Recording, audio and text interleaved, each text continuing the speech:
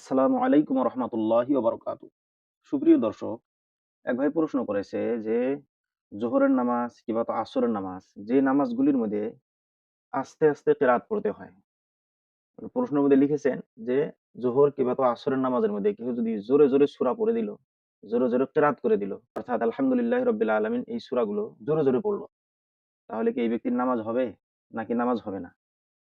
তো এই ব্যাপারে আমি ওই ভাইকে বলতে চাই, আপনারাও ভালো করে মন দিয়ে শুনুন। যে নামাজের মধ্যে জোরে কেরাত করতে হয়, অর্থাৎ ফজর, মাগরিব, ইশা, ওই নামাজগুলোর মধ্যে জোরে কেরাত করা হলো ওয়াজিব।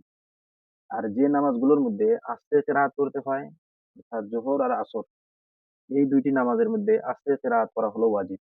অর্থাৎ সোজা ভাষায় যদি আমরা বুঝি, যে জায়গার মধ্যে যেখানে জোরে জোরে সূরা পড়তে হয়, কেরাত করতে হয়, ওখানে জোরে পড়া, আর যেখানে আস্তে পড়তে হয়, ওখানে আস্তে পড়া হলো ওয়াজিব। আর নামাজের মধ্যে যদি ওয়াজিব ছুটে যায়, ওয়াজিবের যদি বিরোধিতা হয়ে যায়, তাহলে ওই নামাজের শেষে সেজদায় সু দিলে নামাজ শুদ্ধ হয়ে যায়। তো যে ভাই আসরের কিংবা জোহরের নামাজে জোরে কিরাত করেছেন, তো নামাজের শেষে সুজদা দিয়ে দেন, ইনশাআল্লাহ নামাজ শুদ্ধ হয়ে যাবে। আশা করি মাসলাটি বুঝে গেছেন। আসসালামু আলাইকুম ওয়া রাহমাতুল্লাহি ওয়া বারাকাতুহু।